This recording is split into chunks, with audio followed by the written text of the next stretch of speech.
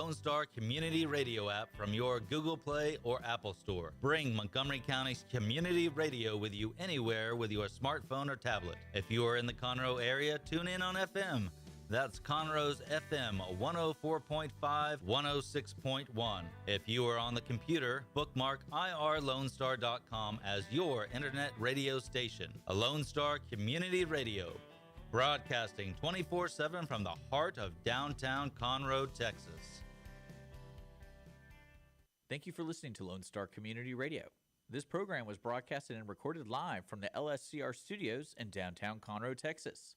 Lone Star Community Radio is supported by listeners like you. Donate and sponsor today. For more information on getting involved with Lone Star Community Radio, contact us at lscrstudios@gmail.com or visit us online at www.irlonestar.com.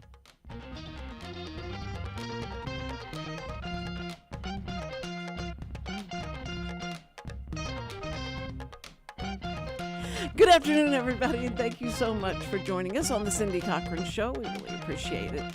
And we know that you are anxiously awaiting our guru here. Don't laugh. I mean, are we? Yes, anxiously awaiting. I thought you were talking about Richard. I'm not sure. Yeah, the guru. Yeah, the guru over here. No. Rugu, that's what he is. No, I just wanted to say that Chris Wootton, I've been trying to tell everybody that you're going to be on. And wait till you read what I wrote. Were you able to cut and paste that? No. I try to explain to you. If you don't send it I to me did catch the quite day a bit before. of the show yesterday, I think it was. Oh, you did? Okay. I did. Yeah, that was really good. Oh. Really good. See? You did a great job. See? I was gushing, and so, everybody wants your phone number now. I'm saying, look, ladies, y'all just stay away from Chris. He's just too busy, and he has too many things to do. But I'm making him, what I felt like as soon as that happened, the first thing I thought of, because he had programmed my brain, first thing you think of, call Chris. And, and the EMTs wouldn't let me use their phone. And that's 936-449-5952. It's below in the description if you're looking for the Wootton Financial Group. That's right. And you want to get your pencil out and write that down, because by the time we finish this, you will say, I've got somebody I need to let them know about Chris. Because this show is what we wanted to do, was to just inform, make you aware. And I wish I had listened harder to the instructions that Sam kept trying to give me, and because it is overwhelming. It just your brain just starts going crazy, mine especially, and it never thinks about finances. Sam could tell you that. I guess you could probably guess that too. My brain just didn't go there, and so. It was very overwhelming, and but man, I'm telling you, I wrote in this. Wait till you see what. If he ever gets it up on the screen, you've got to read it because it's so sweet. Okay. But Sam, the people in his circle, and he allowed Chris Wootton into his circle, my husband, because he really did trust him, and it's very hard to gain Sam's trust, because he teaches the kid. He was trying to teach the kids how to drive, and what his main rule was: everybody's out to get you, so drive like that. Just drive like everybody's out to get you, and you'll be okay. And the kids, the kids said, and I always wondered, what is he talking about? Until I started driving on 45, and then it feels like that. It does. It feels like everybody's out to get you. But anyway, he did have so much trust in Chris, and that's what the main thing is, that if your spouse passes, then you need a friend like Chris, because you have someone that you can count on. He knows what's going on. He knows, especially if you forgot to go to, or didn't go to the meetings for some reason, and you missed out on that. And when your husband came home, he said, after you asked him, so what'd y'all talk about? And they go, you wouldn't understand it anyway. Even if I tried to explain to you, you couldn't understand it. So, and that's what Sam would say. He'd start to explain something to me. He said, "Here's how you pay the bills." Okay, and then he'd go, this may be a little bit too complicated. Let me just go ahead and get this bill paid because I don't want this to be late.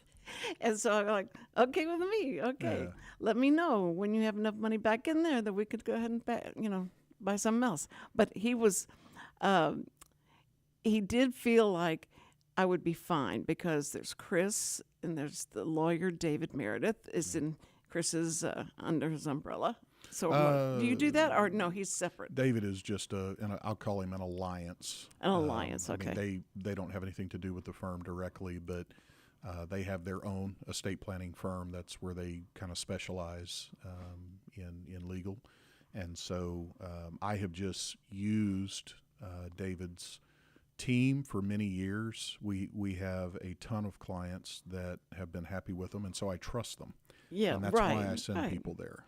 I have used attorneys over the years, no offense to our attorney listeners, that if my clients begin to have bad experiences with you, then I'm not going to do business with them. Right. Right. I want to be able to trust that they're going to take care Oh, of them. sure. You know, Because so it will come back on whoever sure. said, Yeah, "Hey, you sure. got to go see so and so." Yeah. But David Meredith was so weird when he said the name. Sam didn't recognize it, but I said, "I went to church with this guy. We've been going to church for so long, and I've known him for a long time." And so it was great, like an automatic. Yeah. Now that doesn't mean everybody that goes to church with you is going to be righteous and forgiving and spiritual, but David and his family was for sure. Well, you know what? So Let me it's say good. this. Let me say this about Sam, because I caught a little bit of your show yesterday, which I thought you did very well. You held it together. I did. I Fantastic. did. And That's so, Sam was just a straight shooter. No frills. I mean, you're going to hear it exactly as he feels about it. Right? Yes. So, but he was also really good at understanding where both of your giftedness was, right? And so he didn't want to burden you with things that made you uncomfortable or stressed you out, whatever the case may be. And he left the Manifesta, Yes. which has a weird name, but Yes. served a tremendous purpose for you guys. Mm-hmm. And it was literally just a step-by-step, here's what we have, here's what you need to do, here's who you need to call, here's what the bills are every month. I mean, it was very detailed, right? But it was Yes. fantastic because he wrote that in a way where anybody could understand it, Right. And I appreciate the trust, obviously, that you guys have in us, but you got to give some kudos to old Sam too, because brother, he yeah. really put you in a good position. So. And he certainly vetted you, Craig Ware, who owned That's right. the company first, and you bought it from him. You bought him out. Mm-hmm. That he liked y'all, and he'd listen to you. He'd get on back porch and would listen to your radio program, Right. and that's what sold him on you. Mm-hmm. And I said, "Man, but you don't even see them. You're just listening to their voices. How do you know you really do like them?" And he says, "No, they know what they're talking about. I can tell they know what they're talking about. I know just enough to know that they know what they're talking about." And so he really liked y'all. And then when you went on your own, and he said, now that he's on his own and Craig's not there, I feel like he really does.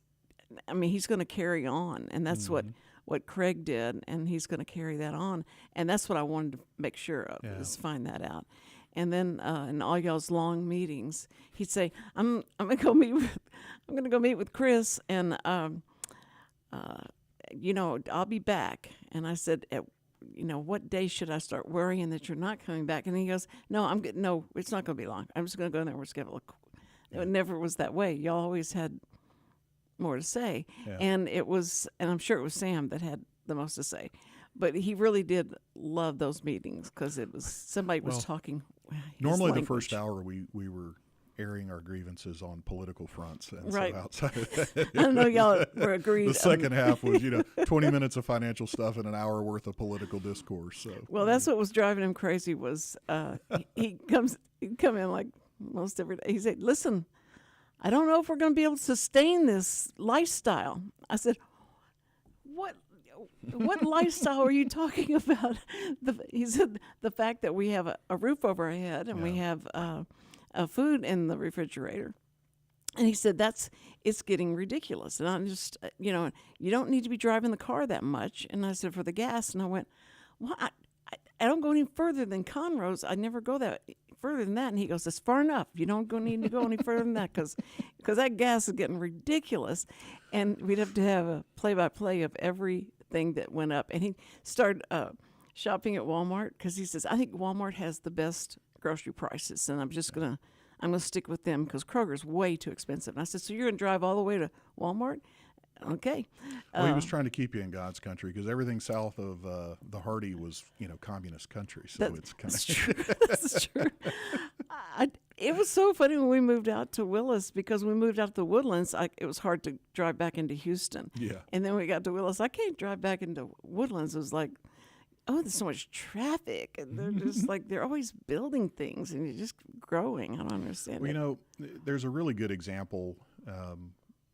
Sam had his reasons, right? I mean, he was the one that normally came in and he kind of explained the situation with you guys and that he kind of handled the bills and whatnot.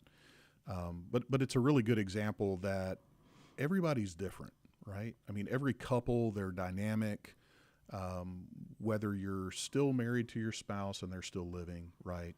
Or whether maybe you've already lost a spouse.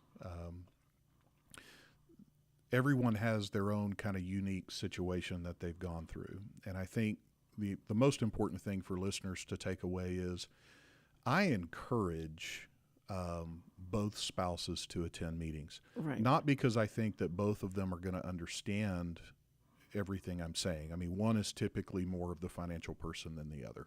And sometimes it's the wife. Mm-hmm. Okay. And they have different reasons as to why they may handle the finances. For some of them, it's because they're better at it. For some of them, it's because they're control freaks, right? Well, Sam tried to convince me that 90% of his friends, the wife handles all the money. And I went, Sometimes. What? Yeah, sometimes. That can't be true. Hey, no, I mean, you'd be amazed how many meetings when I say, okay, if I have questions on the financial front, who's the best person to speak to? Mm-hmm. And point to the wife. Oh, really? Oh, yeah, because they're the one paying the bills. They know, more about it. The husband's like, I'm going to go earn and make money, and then she's going to figure out how we spend it or save it or, whatever. So, but look, that dynamic can be different with everybody. Sometimes it's him, sometimes it's her. But the important thing about having both of them there is that even if you're not the one that understands what's going on and what it all means and so forth, you at least over a period of time build a general context and working knowledge about what's going to happen when one of you are gone. Mm-hmm. Okay. Now, Sam was really good, i.e. the manifesto, in that you may not have been able to attend the meetings, but he left you with something that fully explained everything that needed to be done, right? Right. And that's something he and I had talked about, making sure that something like that was in place, that you had everything in one location you could go to in terms of documents and who to call. And, I remember when he emailed it to me, he was like, hey, read this over and tell me what you think about it. And I started reading it. I was like, oh my gosh, he really did take me literally. This is a detailed, 6 pages or something, Yes. of just, but it was good, right? Yeah. But I'm just saying, I want your listeners to kind of know that even if you're not the financial person, right? Mm-hmm.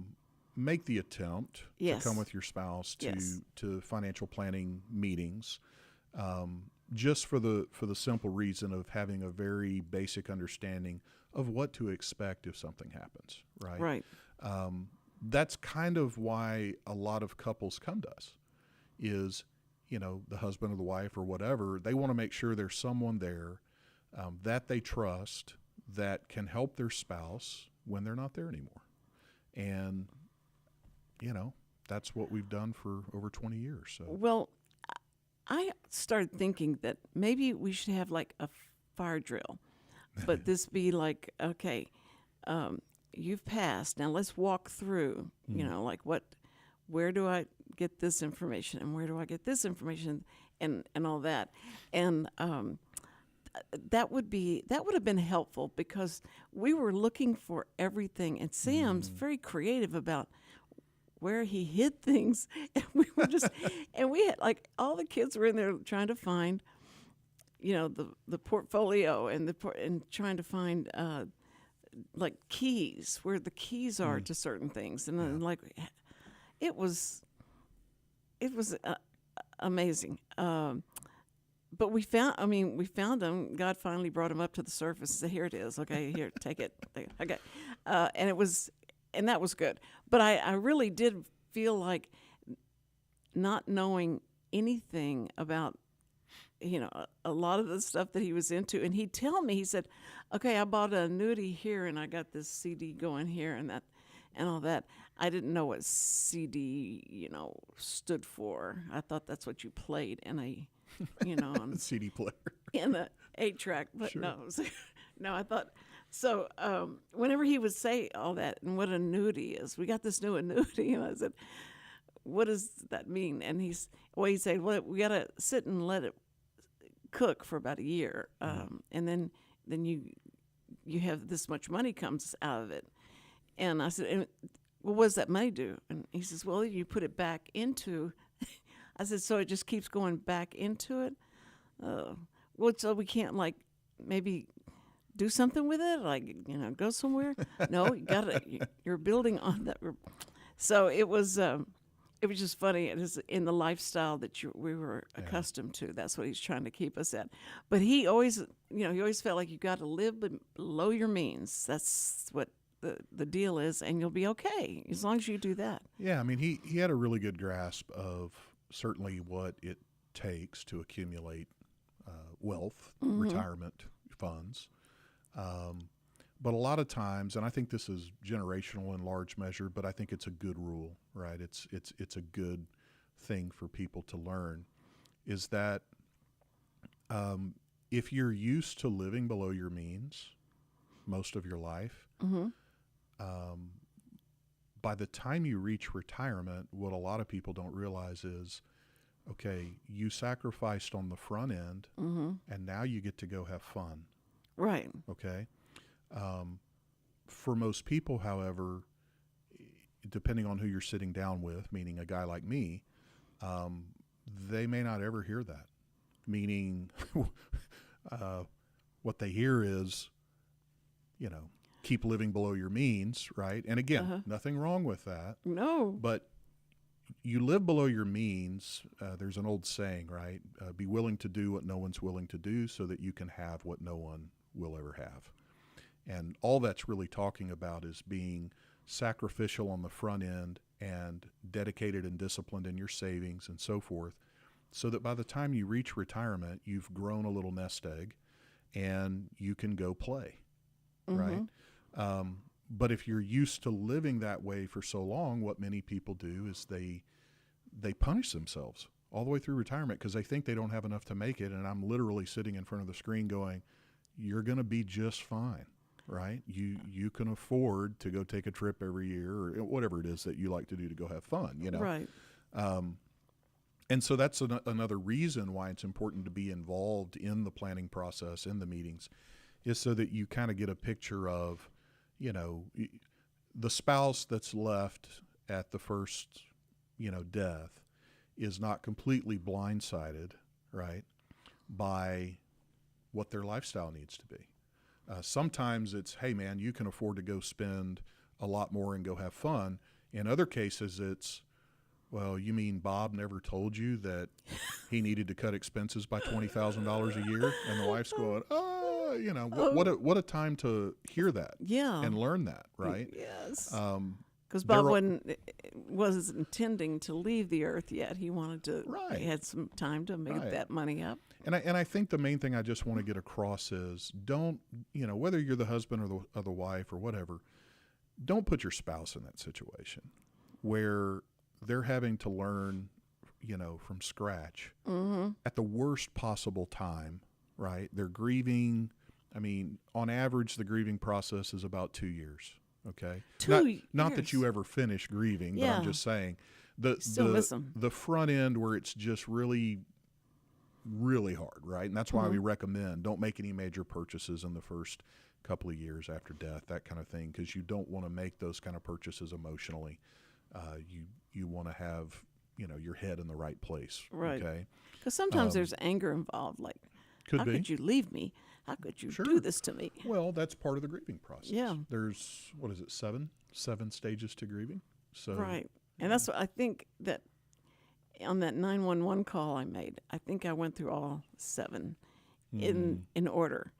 And I could feel myself, going through the denial and the anger, and then the, just being numb. You're like numb. Right. And so that was, I think for the process to get through something, so your kids who are more emotional than you are, they're just more emotional. Yeah. They're going to fall apart, and you've got to be strong for them to keep them, okay, because they do. They, a dad losing a dad that has been like everything that does so much, and that they see him as the person that's going to be there forever. His dad lived to 101, so that's why for sure I thought I would go first, and so they're expecting him to be there and to go like that quick and that way, that they were just, like they were devastated. Yeah. So you did have to have somebody that would, like, it's okay, it's going to be okay. And, we rely on our faith. We're going to go to church on Sunday, and no, we can't. It's too soon to get out. And I went, no, the faster you start talking to people and talking about this, I agree. Do the story. And I've told so many people, like, the way that the Indians would deal with death is that the spouse died. The wife would go out to a tent away from the tribe, and everyone would go out. Everyone had to go out and tell stories about what they had done and together, and they're either funny or sad or whatever. They just told these stories about him, and everybody did that. And once it was done, the wife came back to her tent, and that was it. And psychiatrists have said that was such a good idea. And we had to borrow from it, because we learned that the more talking that someone did, they could get through that grief process faster. And so, especially with church family, you're going to do a lot of that. So if you go to church and you get the hugs and all that, which I loved, and get through that part of it, then it just starts getting a little bit easier every day. Then I was getting ready to do the show yesterday, and my daughter Christy came in with the urn that they got from, and she goes, "You can't pick this up." And I went, "I can't pick it up. Why can't I pick it up?" And she says, "Try and pick it up." And I went, a little heavy, was it? Wait, they did cremate him, right? I think that was the point. That's why you do that, because, and she said it all depends on their skeletal density. She said you have no idea what that's going to be like until we do this and we know it's going to be heavy or not. And I said, interesting. That's what she said. Oh yeah, we've had guys come in here that's like 300 pounds or so, and it's so light to take them. I said, wait, why is that light? It's because it's mostly fat that they're burning off. And my daughter went, "Oh, good. Now I know. At least I'm going to be light somewhere." It's going to be. And I thought that was, so they when you talk say you're like fluffy, you're literally you're not far off. Okay. No. So and he had no fat on him. So it was. I thought that is so interesting. But the way that she said, people that work in a funeral home, I think. And if they start talking to you and they see that you've got a sense of humor, it's okay. And say things that they'll tell it just like it is, and you go like, "Oh, that was way too much information. You shouldn't have told me that." And I'm trying not to see that picture, but she would just talk about, how it is a very interesting. She says it's a very interesting process. If you are not afraid of death and not afraid that you understand this person was a shell that your father, your mother was held in, but their spirit is gone now, and that it's just a shell. It's not anything like you think it is. But we see so many movies and TV shows that we start feeling like, well, it's not exactly like you think it is. It's like a gut punch that you never get over. Yeah. But I know Sam wanted, just like for his funeral, we're doing the celebration of life thing. And so it's going to be all the good things and the stories, and they've got so many stories because so many hunting buddies are coming. So they have so many stories. They would tell the stories over and over, and the wives would go like, "Can't we just number those stories?" And y'all just go like, "Hey, what about 22?" And everybody go like, "Yeah, it was so funny." And we don't have to listen to the stories over and over, but it'll be fun to hear them. Yeah, for sure. The day that we do this, For sure. and so anyway, he didn't want a funeral, and I understood that totally because he didn't want people concentrating on something that was sad or that he had died. But he's left so much of his self and his lectures and all the stuff he did with the kids that he will live on. For people of faith like you and I, right? Yes. I mean, the day I had to call you when I got the message, I was terrified, right? I mean, it's such an uncomfortable phone call. But the way you handled it, I mean, but just because you're a person of faith, right? And so, and your personality, right? You try to find a little bit of levity and humor in things. Sure. So the whole story about the paramedics and the exterminator,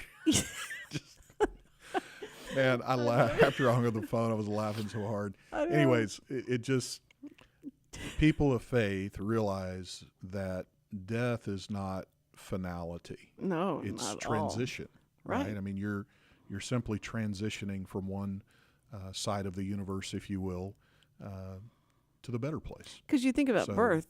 Birth is a transition that you've been inside your mom's tummy all that time, and then all of a sudden you're brought into these bright lights and all that, and God created it where and that woman has to be there to be with you. You're not gonna. It's not like them dropping the horse and the little horsey and the mom goes off and says, "Get up," and so it is so interesting to see how things like that go, and so that when somebody's not there anymore.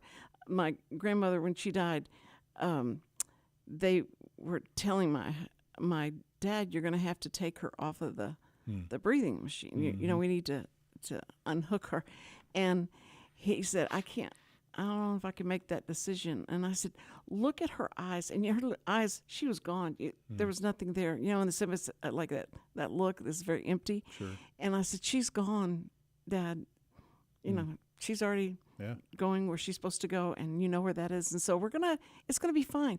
And I think that helped him let go of that. So that's interesting. Yeah, and things like that are where, believe it or not, some estate planning can help out. I hate to jump back from the emotional to the nerdy financial planning guy. No, that's what you're here for. Yeah. I mean, so my wife already knows, right, through our couple of documents that we have in place. She already knows in the event like that, okay? I've already made the decision for her. She's not going to be put into a position where she has to make that decision. That's great. Because I don't want neither my quality of life nor hers, okay, financially or otherwise, to be that, right? That's just not, So that's great. Having some of that prepared ahead of time is helpful. I don't think you can necessarily be prepared for everything, but I hope that she said it was, so I'll just believe her. That it's helpful, that she knows she doesn't have to make that decision. I'll tell you a story not too many people know. My my mother-in-law lived with us the last 10 years of her life. And it was my youngest daughter. My wife had left to go to work one morning. I was there almost getting ready to walk out the door. And my youngest daughter came in as I was kind of finishing up in my bedroom and said, I can't, Granny won't wake up. No, not, she said, Granny won't blink her eyes. And it was just such an odd, weird statement. Yeah. You know? How old is your daughter? Because every morning, my youngest daughter, at the time, I think she was probably 4, really young, Ooh. 3 or 4. Because she would, every morning when we would leave, she would go crawl into Grandma's bed Right. and wait for Grandma to wake up, right? And anyways, she makes that statement, and my heart just sank, and I was like, oh, please don't, you know. So I run upstairs, and sure enough, I find my mother-in-law, and immediately I call 911, right? And they're telling me what to do, but she was already, I mean, I knew she was before I ever made the call, right? Because I know how to check a pulse and so forth. Anyways, the call to 911 was not the hard call. The hard call was I had to call my wife. Oh, man. Right? Yeah. So, you know, you talk about, right. I don't have the feeling of losing my spouse. My mom and dad are both still living, thank God. That level I don't have yet. But that's the closest I can come and experience to what you're talking about. Mm-hmm. Because, number one, finding her, right? Number two, having to call my wife and tell her. It was a very difficult call. Well, you know? and what's bad, you want to say, can you come home now? What's wrong? No, I just need you to come home. Yeah. But tell me why. I've got things I've got to do here, and they've got to know something, and they're going. And if you don't tell them, then all the way home. It took me 5 minutes to spit it out. Yeah. Because I didn't want to tell her. Mm-hmm. I knew I had to, but I didn't want to, and it just was. Finally, she's like, just spit it out. What is wrong? You know?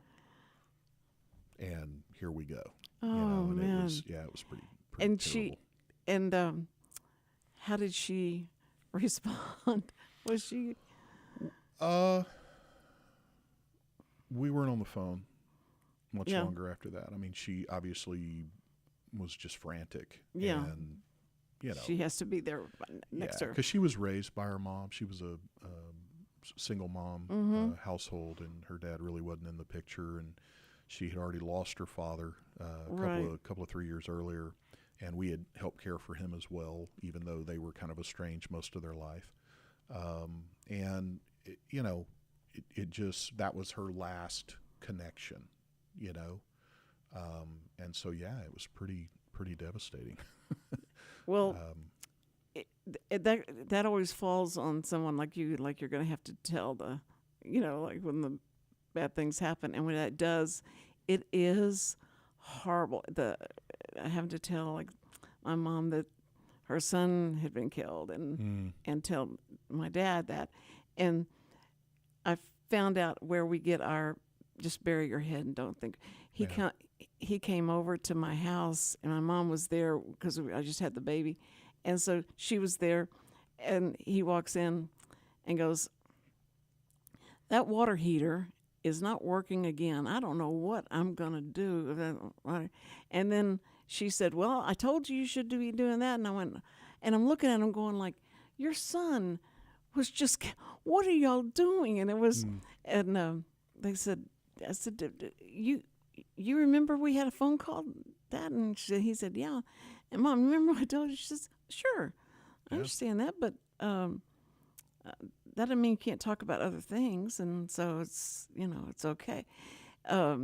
It was bizarre because I mean, I thought they would be like, devastated, and they were, but that was, that was how they were handling it. And everybody handles it in a different way. That's and right. Like Chad, I thought would, I knew he would be hurt because they went hunting together. They had so much, they had such a good bond. Yeah. And didn't mean everybody didn't argue, didn't mean everybody, like couldn't wait to hear another lecture from Sam and that kind of thing. But now, like his youngest daughter said, I would give anything if you came in here and said, you know what, I got to tell you all this, and and if you don't mind me or you don't do what I say, I don't know what's gonna, you ruined your life. But she said, I just wouldn't care. He can just say whatever you want to.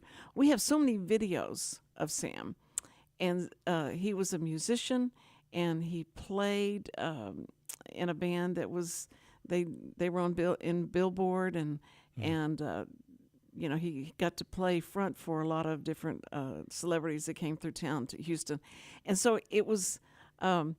We just had so many pictures, so many videos, and him talking and him teaching Samuel, his grandson, how to box, and because he wanted to be a boxer, he loved boxing, and so he all of those things are just technology. Thank you so much. Right.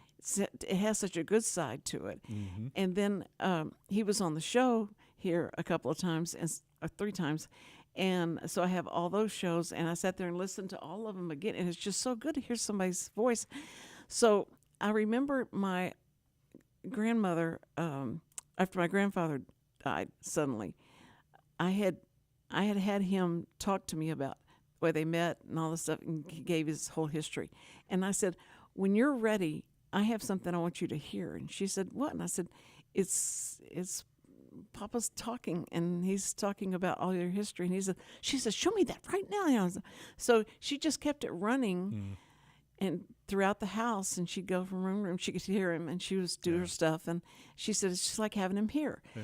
And I thought, so I started doing that for church, for certain couples and stuff. They wanted to get together and just talk about their, about a little bit about their life and how much they love each other.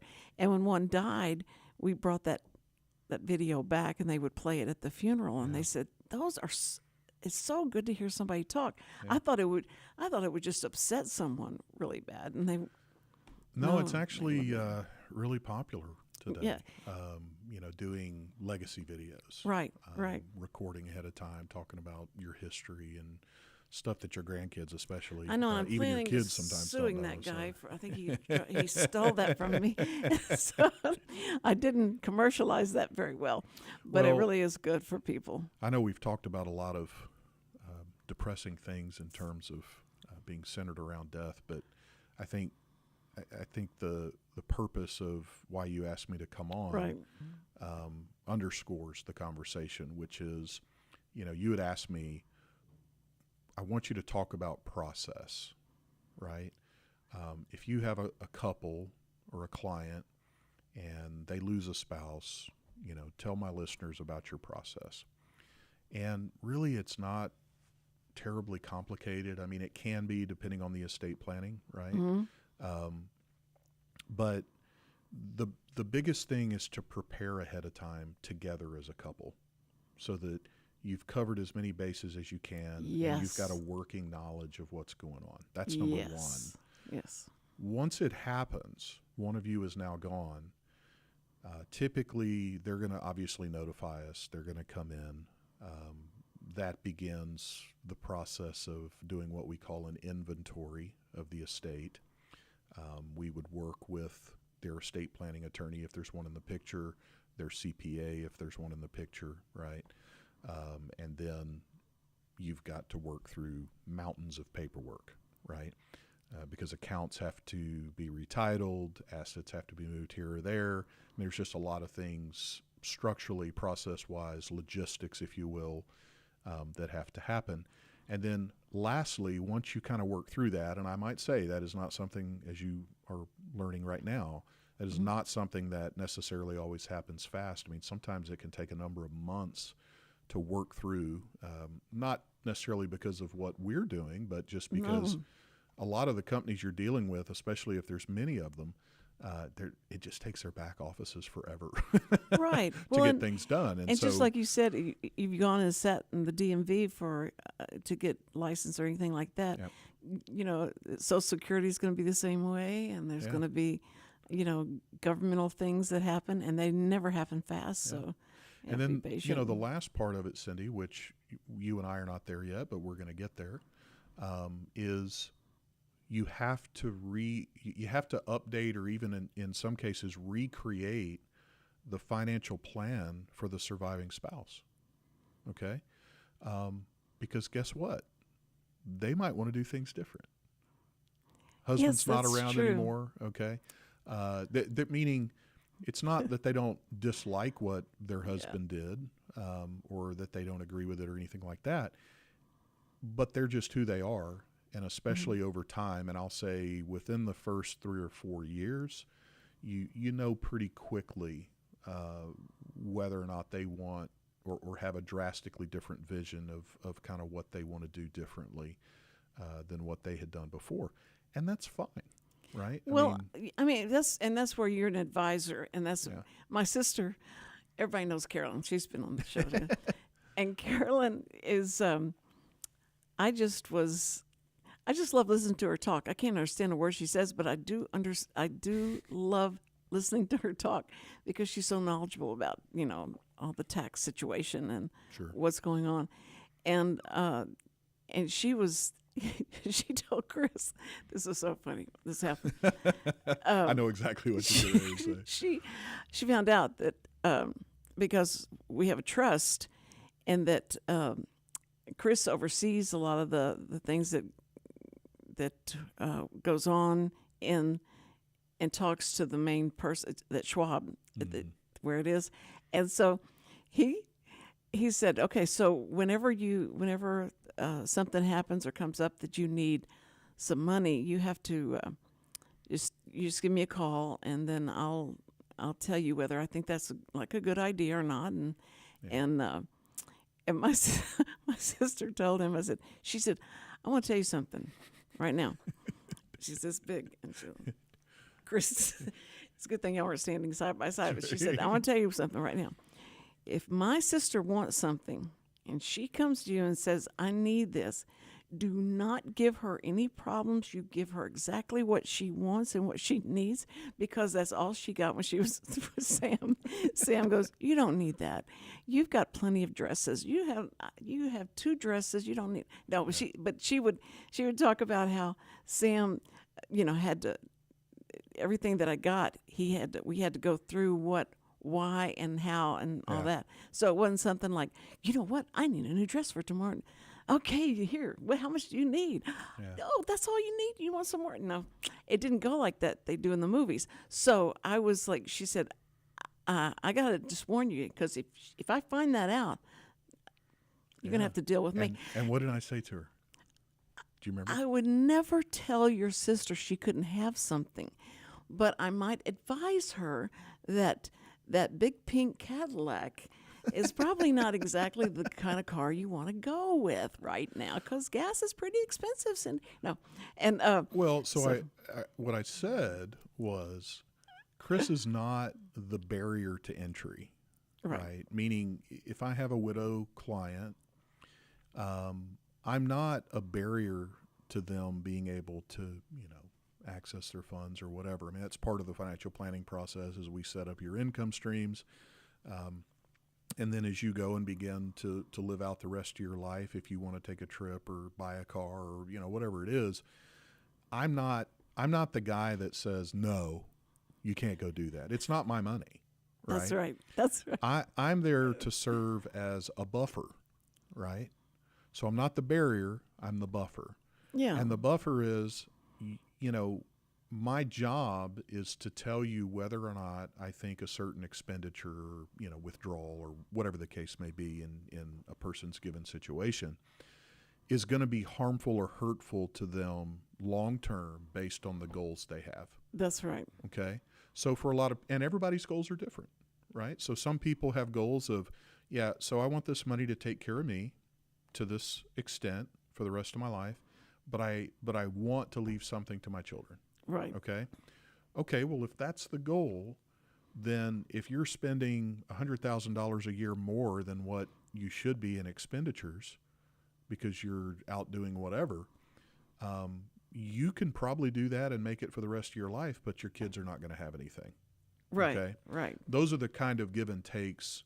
That's the buffer, right? Right. I'm going to give you the pluses and minuses to decisions that you make, but ultimately those decisions are yours, right? Meaning Yeah. not just you, but anyone. So Yeah, and when and your kids, it's great. They all say, "Mom, go do whatever you want to do. Just go do what you want to do. We don't care about the money. We don't care about." And I would say, "Look, I know all of you. I've raised all of you. I understand all of you. That if I said, let's build a pool in the backyard, you'll start thinking." Wait a minute, is that taking away from my inheritance or what? And I don't understand. And so I said, but it's great because we all can talk about yeah. that kind of stuff, and you know, and they'll all be honest, and they've already started talking like, what home do you think you might want to stay in? You know, that you want to go to, and my younger daughter said, oh, she will never go into a home. She's never going to go to a home, and. I said, y'all going to fight over me? That's great. I can't imagine what for. But it's going to be, the dynamic of the family becomes so, because they do want to tell you that. And I love want that Sam wrote that last sentence you said. He literally wrote that specifically into his manifesto. Do not put us in a home. He did. Oh, yeah. It's in there. It is in there. Hilarious. And I mean, you know, his point was bring somebody in, keep us at home. That's right. Bring somebody in to take care of us, you know, that kind of thing. If it gets to that point, I loved it. I was like, that is awesome. That's where he wanted the people that would help stay with us and make sure that we were okay. In that apartment in the barn that he had built that became his man cave, and he said, you know, this is great, you know, but now I have to have a realtor come out and see what it might take to. Now I love this. I haven't put this for sale sign up or anything like that. I'm just listening. I'm just wondering because of how expensive it would be to stay in this house as opposed to, you know, going downsizing. Yeah, and I think. I mean, I told you Chris's brain goes straight to, right, I'm the problem solver, right? Yes. But I, like I said to you guys on the front end, don't worry about those kind of decisions yet. You've got plenty of time to work through that, okay? But see, as a widow, I just love it. saying that because it's so biblical. As a widow, I worry that it'll all be gone tomorrow, you know, and not because I'm spending it, but just because it's so surreal that you have some money and you have to take care of that money, and you have to now make sure that it keeps reproducing itself or whatever you have to do to it. But this is where it comes down to applying our faith and what we say we believe, right? Yes. I mean, we're commanded not to worry about tomorrow, right? Because today has enough problems of its own. Amen, brother. Okay? And so the more you think about, you know, what's the, I was trying to think of this, who said it? I can't remember who said the quote, but it's like, I've spent my life worrying about many things, the majority of which never came to pass. I mean, think of how much wasted time and energy and emotion we waste on worrying about things that they never come to be. It's like we worry about them for no reason. And I'm not delegitimizing worry and anxiety. I get it. Those are normal emotions, and I get that. But because I still may be in shock, that I shouldn't do anything, you know, compulsively or do anything. Yeah, hurry up and do something that he hasn't planned out that we could stay there for enough time. But we were already talking about, you know, he couldn't work on the land anymore, and he couldn't do that and stuff. So he says we really need to think about, you know, where we want to go. And I said, okay, let's think. He said, but don't you want to stay here? Yeah. And I said, then this house means something. And I went, well, it's just brick and mortar. I mean, we can go anywhere as long as we all go together. And he says, we all go together. Everybody, we're going to do a compound. Compound. My grandmother always wanted everybody. She said, I want to build a compound so that everybody can live in the same place. I said, are you sure about that? I mean, think about that. It may not be the best, solution, but he did. He did feel like when he built that house that he didn't know that he was going to have other, that my daughter and her children had to move in, and so it was always like a growing, evolving type of situation, which I would not give up 1 nanosecond of any of the time that we've all had together, and that we've, that we're able to spend the time with the grandchildren and the other children, and that we all live close to each other. So it's great. It's been great. Yeah. But I'm telling you, it was something that I had to share with this audience that could be, it could be you, or it could be your mom, or it could be somebody that that to have the kind of help from Chris and the Wootton Financial Group that could give you would be just, priceless. I mean, there's nothing you can say about that. They have to have someone that they can trust, and you've talked and said all the things that I would hope that you would have talked about, because it shows what an understanding and what, and how much you understand, how much you sympathize and all that. This isn't a hard, fast rule. This is something that, I'm going to try and help you get through, and the best for you. I want the best for you and all that. And Sam would say that, don't y'all understand? Everything I say to y'all, all the lectures I give you, is because I love y'all so much. And they go like, could you not love us so much? Because the lectures are getting a little, but he loved to lecture. There was always something there he could find that back in the day was done this way, and this is the way it should be done. But it's just going to be a lot of fun to celebrate his life. I can't remember where I saw this, but this has been within the last week or two. I saw this sign that said, most fathers are never appreciated until they're gone. Because when they're here, we're the fixer, right? Right. It's always just giving advice, fixing the problem, right? Or saying no, and maybe we do need to listen more, and all those things that we fail to do many times. Right. But there's a lot of truth to it. You don't realize how much they do until they're not there doing it anymore. Well, I tried to explain to Sam. It was probably maybe 2 days before this happened that we're sitting there, and one of the kids came in and said something, and he told him, he says, would you get that trash out? Make sure you get that trash out. And he goes, I know, Papa. And so left. I said, you really do feel like we don't listen to you and we don't hear you and all that. But what's going to happen, though, is when you pass, they're going to go, you know what? Mom, Papa was right. Papa was right. And you have to have faith that that's going to happen. Yeah. And there's a lot of truth to that. Oh, a lot of truth yeah, to that. Yeah. So, but just like all good things come to an end, we're going to have to end this program. I hate that. But people, this is Chris Wootton, and this is the real Chris Wootton, and he's exactly like this every place he goes, and where he goes, he's this way. And it's great to have you on here. It's an honor to have you. And as a sponsor, we love you, and not just because you're sponsoring it, but you've been a great friend, So. Well, likewise, we'll miss him. I know, but we'll carry on, and here we go. I did so good. Okay. I'm sorry, I should have just shut up. It's okay. First responders, we love you too. We love you so much. You are great and brave, and we don't know how you're so brave, but we appreciate you and love you. Thank you so much, and thank you. And it's the Wootton Financial Group, and after the show, you'll get to hear his voice, and he's going to tell you how to call him and get together and kick the tires. Okay, all right, everybody, listen, call somebody you love. All right, love you.